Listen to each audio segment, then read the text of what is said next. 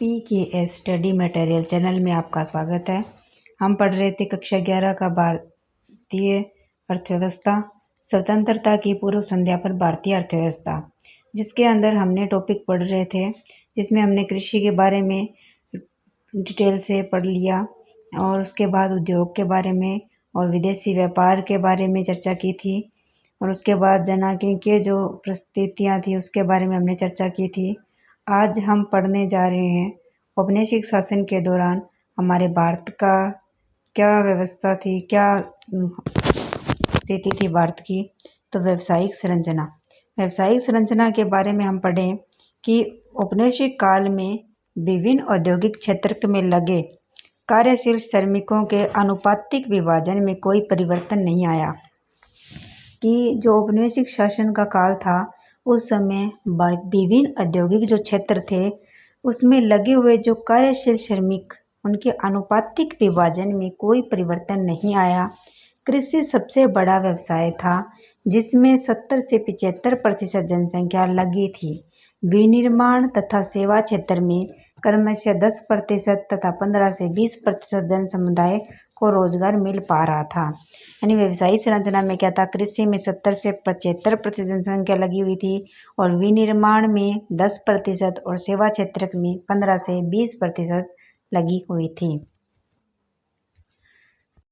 क्षेत्रीय विषमताओं में वृद्धि, क्षेत्रीय विषमताओं की बात करें, क्षेत्रीय विषमताओं में वृद्धि एक बड़ी विलक्षणा रही है। उस समय की मद्रास प्रेसिडेंसी, जो उस समय की मद्रास प्रेसिडेंसी आज के तमिलनाडु, आंध्र प्रदेश, कर्नाटक और केरल जो प्रांतों का जो क्षेत्र आता है, मुंबई और बंगाल के कुछ क्षेत्रों में कार्यबल की कृषि क्षेत्र पर निर्भरता में कमी आ रही थी। विनिर्माण तथा सेवा क्षेत्रों का महत्व तदनुरूप बढ़ रहा था, किंतु उस अवधि में पंजाब, राजस्थान और उड़ीसा के क्षेत्र में कृषि में लगी हुई श्रमिकों के अनुपात में वृद्धि आंकी गई। भी उसमें व्यावसायिक संरचना क्या थी? व्यावसायिक संरचना औपनिवेशिक शासन के दौरान व्यावसायिक संरचना पर हम विस्तृत चर्चा करें तो जो क्षेत्रीय विषमता में वृद्धि, क्षेत्रीय विषमता थी उसके आधार पर क्या थी, वृद्धि की एक बड़ी विलक्षणता रही। उस समय मद्रास जो प्रेसिडेंसी थी जिसमें तमिलनाडु, आंध्र प्रदेश, कर्नाटक, केरल प्रांतों के क्षेत्र थे, मुंबई और जो बंगाल के कुछ क्षेत्रों में कार्यबल के कृषि क्षेत्र पर निर्भरता में कमी आ रही थी और विनिर्माण और सेवा क्षेत्रों का महत्व बढ़ रहा था, किंतु उस अवधि में पंजाब और राजस्थान और उड़ीसा के क्षेत्रों में कृषि में लगे श्रमिकों के अनुपातों में वृद्धि आंकी गई। अगला है आधारिक संरचना। आधारिक संरचना क्या था कि उसमें रेल, पतन, जल परिवहन, डाक तार, इनके की स्थिति क्या थी कि औपनिवेशिक शासन के अंतर्गत देश में रेलों, पतनों और जल परिवहन और डाक तार आदि का विकास हुआ। इसका उद्देश्य ये था कि जन सामान्य को अधिक सुविधाएं प्रदान करना नहीं था। यह कार्य तो औपनिवेशिक जो हित साधन के ध्येय से किए गए थे, यानी कि जो अंग्रेज थे वो अपने ही हित के लिए, उद्देश्य के लिए कर रहे थे। तो अंग्रेजी शासन से पहले बनी सड़कें आधुनिक यातायात और साधनों के लिए उपयुक्त नहीं थी। जो सड़कें उन्होंने बनाई उनका उद्देश्य भी देश के भीतर उनकी सेनाओं के आवागमन की सुविधा तथा देश के भीतरी भागों से कच्चे माल को निकटतम रेलवे स्टेशन या पतन तक पहुंचाने में सहायता करना मात्र था। इस प्रकार माल को इंग्लैंड या अन्य लाभकारी बाजारों तक पहुंचाना आसान हो जाता था। तो इसका कारण यही था कि आधारिक संरचना का विकास करने का उद्देश्य यही था कि वो अपने हित के लिए ही इन सुविधाएं प्रदान हो रही थी। अपने हित के लिए वो सड़कें बना रहे थे यातायात साधनों के लिए, और आधुनिक यातायात साधनों के लिए उपयुक्त नहीं थी पहले बनी सड़कें थी। जो सड़कें उन्होंने बनाई थी उनका उद्देश्य भी देश के भीतर उनकी सेनाओं के आवागमन की सुविधा तथा देश के भीतरी भागों से कच्चे माल को निकटतम रेलवे स्टेशन या पतन तक पहुंचाने में सहायता करना मात्र था। मतलब उनका एक ही उद्देश्य था कि कच्चे माल को अपने देश में ले जा रहे थे, तो उसी लिए उनका लाभ उद्देश्य उनका पूरा करने का उद्देश्य था। माल को इंग्लैंड तथा अन्य लाभकारी बाजारों तक पहुंचाना आसान हो जाता था और ग्रामीण क्षेत्रों तक माल पहुंचाने में सक्षम सभी मौसम में उपयोग होने वाले सड़क मार्गों का अभाव निरंतर बना ही रहा। वर्षा काल में तो यह अभाव और भी भीषण हो जाता था। जब वर्षा काल होते थे तो ये अभाव था और भी भीषण हो जाता था। स्वाभाविक ही था कि प्राकृतिक आपदाओं और अकाल की स्थिति में ग्रामीण क्षेत्रों में बसे देशवासियों का जीवन कठिनाई के कारण दूभर हो जाता था। अगला है, अंग्रेजों ने 1850 में भारत में रेलों का आरंभ किया। भी प्रश्न है कि रेलों का आरंभ कब हुआ, तो 1850 में भारत में रेलों का आरंभ किया। यही उनका सबसे महत्वपूर्ण योगदान माना जाता है। रेलों ने भारत की अर्थव्यवस्था की संरचना को दो महत्वपूर्ण तरीकों से प्रभावित किया।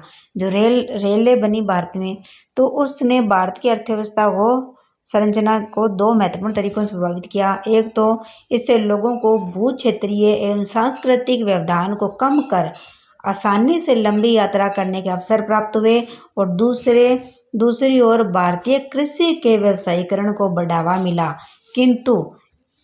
किंतु व्यवसायीकरण का भारतीय ग्रामीण अर्थव्यवस्थाओं की आत्मनिर्भरता के स्वरूप पर विपरीत प्रभाव पड़ा। भारत के निर्यात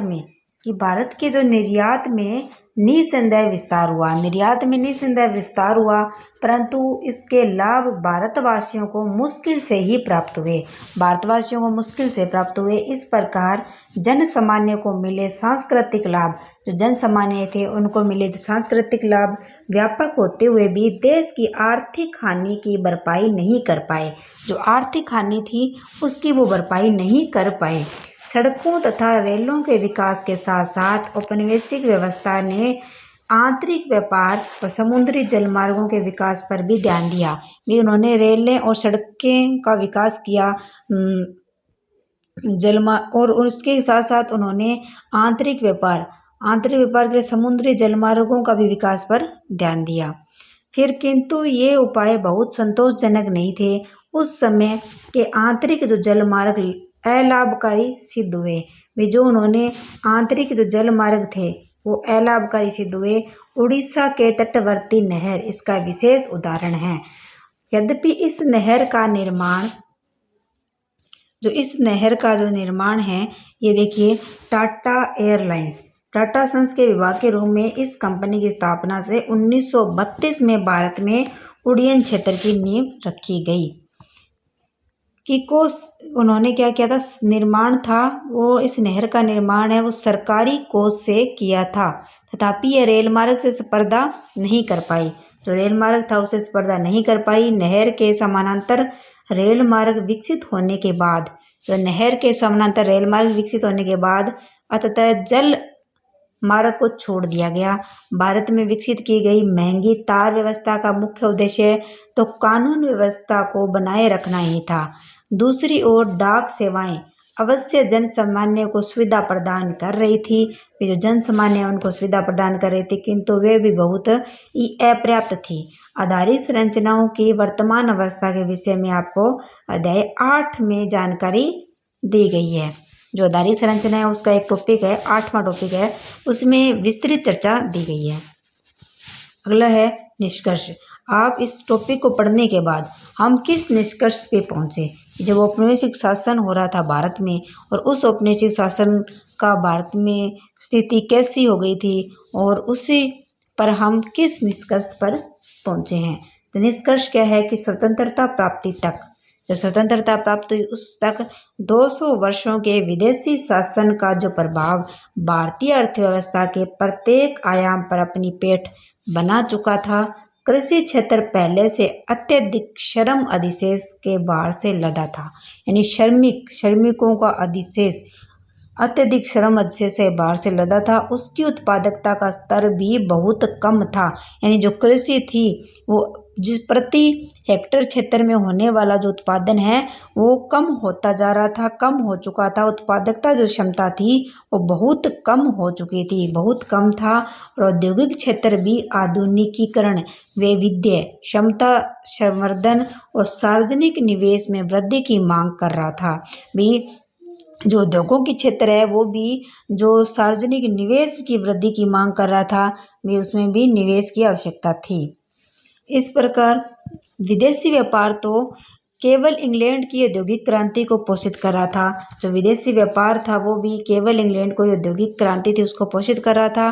प्रसिद्ध रेलवे नेटवर्क सहित सभी आधारिक संरचनाएं में उन्नयन, प्रसार और जनोन्मुखी विकास की आवश्यकता थी। व्यापक गरीबी और बेरोजगारी भी सार्वजनिक आर्थिक नीतियों को जन कल्याणोन्मुखी बनाने का आग्रह कर रही थी। संक्षेप में देश में सामाजिक और आर्थिक चुनौतियां बहुत ही अधिक थी। ये हमारा जो टॉपिक है ये पुनरावर्तन में कि क्या आएगी, स्वतंत्रता के बाद की आर्थिक विकास की उपलब्धियों को सही रूप से समझ पाने के लिए स्वतंत्रता पूर्व की अर्थव्यवस्था सही जानकारी की आवश्यकता है। ये है टॉपिक, ये कंप्लीट हो चुका है। ये क्वेश्चन है, हमने इसके अंदर जो ब्रैकेट जो बंद आए हैं टॉपिक के अंदर वो हम चर्चा कर लेते हैं। कृषि के अंदर जो कृषि के बारे में हमने विस्तृत चर्चा की थी, कृषि, तो उसके अंदर हम पूरा डिटेल से थोड़ा देख लेते हैं कि हमने क्या पढ़ा था। इस टॉपिक के अंदर हमने ये पढ़ा था कि जो देश हमारा स्वतंत्र हुआ था उससे पहले 200 वर्षों तक अंग्रेजों का शासन था, औपनिवेशिक शासन था। उसमें भारत की स्थिति कैसी थी। हमने कृषि के बारे में चैप्टर पढ़ा, तो उसमें क्या था, बंगाल का सूती उद्योग। जो बंगाल का सूती उद्योग है इसके बारे में हम देख लेते हैं कि बंगाल के सूती उद्योग में क्या था कि मलमल क्या होता है, एक विशेष प्रकार का सूती कपड़ा है। मलमल एक विशेष प्रकार का कपड़ा है, सूती कपड़ा है। इसका मूल निर्माण क्षेत्र कहाँ पर है, बंगाल, विशेषकर ढाका के आसपास का क्षेत्र है। यह नगर अब बांग्लादेश की राजधानी है। ढाका है वो बांग्लादेश की राजधानी है। ढाका के मलमल ने उत्कृष्ट कोटि के सूती वस्त्र के रूप में विश्व भर में बहुत ख्याति अर्जित की थी। यह बहुत ही महीन कपड़ा होता था। विदेशी यात्री इसे शाही मलमल या मल खास भी कहते थे। इसका आशय यही था कि वे इस कपड़े को शाही परिवारों का उपयोग के योग्य मानते थे। हमने इसमें पढ़ा था कि जो सूती मिल है उद्योगों की वो भी भारत ने ही सबसे पहले विकसित की थी। आगे हम देख लेते हैं बॉक्स नंबर 1.2। इसमें क्या था कि पूर्वी ब्रिटिश काल में कृषि, जो पूर्व ब्रिटिश काल है उसके अंदर जो कृषि है, जो कृषि है इसके बारे में 17वीं शताब्दी के अंदर भारत आए फ्रांसीसी यात्री बर्नियर ने तत्कालीन बंगाल का इस प्रकार वर्णन किया है। क्या वर्णन किया है उन्होंने कि अपने 2 बार के भ्रमण के दौरान बंगाल के विषय में संग्रहित जानकारी के आधार पर मैं कह सकता हूँ कि यह क्षेत्र मिस्र से कहीं अधिक समृद्ध है। उन्होंने बंगाल के बारे में कहा था। यहाँ से सूती रेशमी वस्त्र, चावल, शक्कर और मक्खन की प्रचुर मात्रा में निर्यात होता है। यहाँ अपने आंतरिक उपभोग के लिए भी गेहूं, सब्जियां, अनाज, मुर्गियां, बतख का आदि का भरपूर उत्पादन होता है। यहाँ सूरों के बड़े बड़े झुंड तथा भेड़ बकरियों के विशाल झुंड भी विद्यमान हैं। इस क्षेत्र में हर प्रकार की मछलियाँ प्रचुरता में उपलब्ध हैं। राजमहल से लेकर समुद्र तक अतीत में परिवहन तथा सिंचाई के लिए गंगा नदी से जो बहुत यत्न और श्रम पूर्वक बनाई गई थी, काट कर बनाई गई नहरों का जाल बिछा हुआ है। ये ब्रिटिश औपनिवेशिक शासन के अंतर्गत भारत में कृषि की गतिहीनता है। 17वीं शताब्दी में अपने देश की कृषि समृद्धि के बारे में लिखिए। भी हमारे 17वीं शताब्दी में देश में कृषि की समृद्धि के बारे में लिखना है। लगभग 200 वर्षों के बाद जब ब्रिटिश भारत छोड़कर गए उस समय कृषि गतिहीनता के साथ इसकी तुलना कीजिए। ये क्वेश्चन हो गया, तो इस चैप्टर को पढ़ने के बाद इस क्वेश्चन का आंसर हम आसानी से दे सकते हैं। फिर अगला है जो टॉपिक हमने पढ़ा उद्योग के बारे में, तो उद्योगों के अंदर है वो फिर विदेशी व्यापार के बारे में चर्चा की, फिर उसके बाद जनांकीय परिस्थिति। जनांकीय परिस्थिति यो 1.3 है स्वेज नहर। तो स्वेज नहर ये व्यापार में आता है कि जो व्यापार हुआ था तो व्यापार स्वेज नहर के माध्यम से व्यापार करते थे। तो स्वेज नहर के माध्यम से व्यापार करते थे। तो स्वेज नहर है वो उत्तरी पूर्वी मिस्र, यहाँ से जो स्वेज नहर आती है, जो उत्तरी पूर्वी मिस्र, जो उत्तर और जो पूर्वी है, इससे मिस्र और स्वेज नहर स्थल संधि के आर पार उत्तर से दक्षिण की ओर प्रवाहित होने वाले कृत्रिम जलमार्ग है। जो यह भूमध्य सागर की मिस्र पत्तन पोर्ट सईद को लाल सागर की एक शाखा, यह लाल सागर है, इस लाल सागर की एक प्रशाखा स्वेज की खाड़ी से जोड़ता है। स्वेज की खाड़ी से जोड़ता है। इस नहर से अमेरिका और यूरोप से आने वाले जलयानों को दक्षिण एशिया है और जो पूर्वी अफ्रीका है तथा प्रशांत महासागर तटवर्ती देशों के लिए एक छोटा और सीधा जलमार्ग सुलभ हो गया है। अब क्या है कि उन्हें अफ्रीका के दक्षिणी छोर, जो अफ्रीका का दक्षिणी छोर है, उनकी परिक्रमा नहीं करनी पड़ती। स्वेज नहर आज आर्थिक और सामरिक दृष्टि से विश्व का सबसे महत्वपूर्ण जलमार्ग है। वर्ष 1869 में इसके खुल जाने से परिवहन लागतें बहुत कम हो गई और भारतीय बाजार तक पहुंचना सुगम हो गया। यानी कि भारत और इंग्लैंड के बीच राजमार्ग के रूप में प्रयुक्त स्वेज नहर, अब इसके माध्यम से वो आसानी से व्यापार कर पाते थे। अब अगला हमने पढ़ा था इसके बारे में, व्यावसायिक संरचना के बारे में विस्तृत चर्चा कर ली कि औपनिवेशिक काल के दौरान व्यावसायिक संरचना कैसी थी। व्यवसाय होता था, कृषि में बहुत बड़ा योगदान था, फिर उद्योगों में विनिर्माण में 10%, सेवा क्षेत्र में 15 से 20%। फिर आधारिक संरचना की बात करी जिसमें रेलों की व्यवस्था की गई। 1853 में सबसे पहले जो रेल बनाई गई थी, सबसे पहले 1853 में। और फिर हमने निष्कर्ष पे पहुंचे, हमने रेलों के बारे में चर्चा कर ली। 1850 में भारत में रेलों का आरंभ किया गया था। तो 1850 में भारत में रेलों का आरंभ किया गया था। तो ये इसके बारे में हमने विस्तृत चर्चा कर ली है। यह टॉपिक हमारा कंप्लीट हो चुका है। कक्षा 11 का NCERT का टॉपिक है स्वतंत्रता से पूर्व भारतीय अर्थव्यवस्था। जो कक्षा 11 के विद्यार्थी है उनके लिए महत्वपूर्ण है और बाकी कंपटीशन के लिए भी हम NCERT पढ़ते हैं तो उसके लिए भी ये महत्वपूर्ण है। Thank you. अगर आपको ये वीडियो कैसा लगा आप कमेंट करके ज़रूर बताएं और कंटिन्यू रखें, इसके लिए भी आप ज़रूर कमेंट करें। थैंक यू, धन्यवाद।